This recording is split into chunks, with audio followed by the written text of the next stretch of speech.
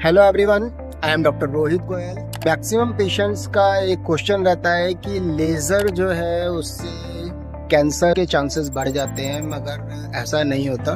उसके बारे में मैं आपको बताता हूँ। मैं अभी लेज़र करा रहा हूँ। अगर ऐसा कुछ होता कि कैंसर होगा तो ऑब्वियसली कोई डॉक्टर क्यों कराएगा।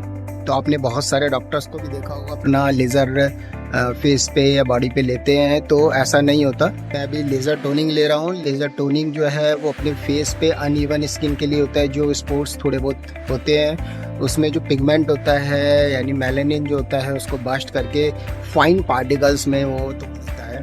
और जो फाइन पार्टिकल्स हैं उसमें बॉडी में फैगोसाइट्स होते हैं, उसको एंगल्फ कर लेते हैं, खा जाते हैं। 10 से 15 दिन के अंदर उसका आपको रिजल्ट्स बहुत अच्छे देखने को मिलते हैं स्पॉट्स कम होने के लिए। तो अब हम जाते हैं लेज़र टोनिंग की तरफ। ये जो आप देख रहे हैं ये है पीको लेज़र। इससे लेज़र टोनिंग बहुत अच्छी होती है और बहुत अच्छे रिजल्ट आते हैं। चलिए स्टार्ट करते हैं।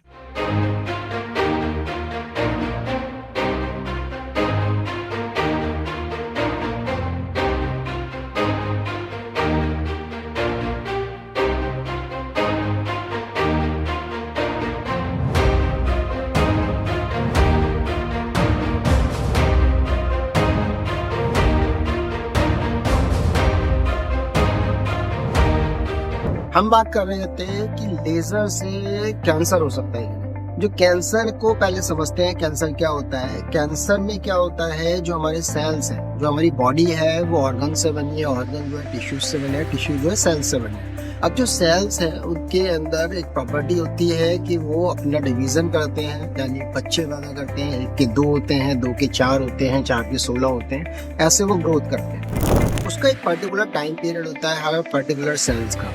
सपोज मान के चलिए किसी सेल का टाइम पीरियड जो है वो 20 दिन या 25 दिन है, मगर किसी वजह से, किसी कारण की वजह से अगर आपके शरीर के अंदर सेल्स के अंदर जो हमारा डीएनए है, उसमें जो क्रोमोसोम है, उसमें जो जीन है, उसमें डैमेज हो जाता है और उसकी प्रॉपर्टी चेंज हो जाती है, तो जो सेल्स हैं वो स्पीडली ग्रोथ करने लगते हैं और वो अनकंट्रोल्ड ग्रोथ होती है, जिसको बॉडी जो है रोक नहीं पाती है। स्पीडली बहुत कम टाइम पीरियड के अंदर वो ग्रोथ करते हैं और बहुत जल्दी और बहुत मल्टीप्लिकेशन में ग्रोथ करते हैं। इस वजह से जो सेल्स की क्वालिटी, सेल्स की लाइफ दोनों ही कम हो जाती है और सेल्स जल्दी मरते भी हैं। तो नंबर ऑफ सेल्स बहुत स्पीडली ग्रोथ कर रहे हैं, मर भी जल्दी रहे हैं। इस वजह से वहाँ पर जो है डेब्रिस बहुत ज़्यादा इकट्ठा हो रहा है।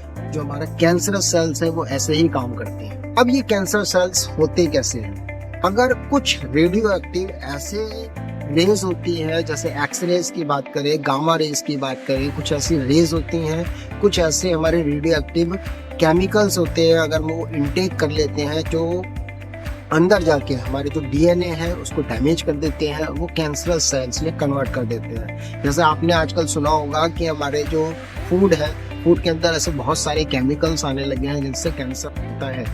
कैंसर हो रहा है पीछे इसी टाइप के केमिकल्स का हाथ होता है, मगर लेजर आपके डीएनए को चेंज नहीं कर पाती। लेजर टेक्निक इस टाइप से बनी है कि वो आपके किसी पर्टिकुलर सेल को कंप्लीटली डैमेज कर देती है। सपोज अगर स्पॉट पड़ा हुआ है कहीं पे, ब्लैक स्पॉट है और ब्लैक पिगमेंट को खत्म करना है, तो वो लेजर इसी हिसाब से डिजाइन करी गई है कि आपके वो जो ब्लैक सेल्स हैं उनको, ब्लैक पिगमेंट है उनको, दोनों को ही पूरी तरीके से डैमेज कर दे। जब वो पूरी तरीके से डैमेज हो जाता है तो वो सेल्स ग्रोथ नहीं कर सकते।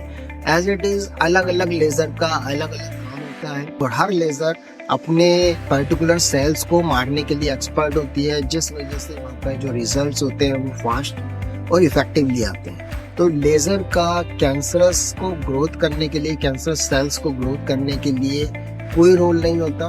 तो किसी टाइप का कैंसर जो है वो लेजर से नहीं हो सकता, ये आप आज जान लीजिए। और अगर कोई कहता है तो उससे पूछिए कि ऐसा कोई नॉन पर्सन है जिसने लेजर करवाया हो उसको कैंसर हो गया हो, तो उससे जरूर पूछिए, ऐसा कोई नहीं होता। तो बेझिझक अपने डर्मेटोलॉजिस्ट से, प्रोफेशनल डर्मेटोलॉजिस्ट से लेजर के बारे में जानकारी दें और फिर ट्रीटमेंट करवाएं। अदरवाइज लोग आजकल घर पे भी ट्रीटमेंट कर रहे हैं। ऐसे काम मत कीजिए, पार्लर्स में मत करवाइए, क्योंकि आपको नहीं पता कि वो लेजर किस टाइप की है और कितनी पावर की है।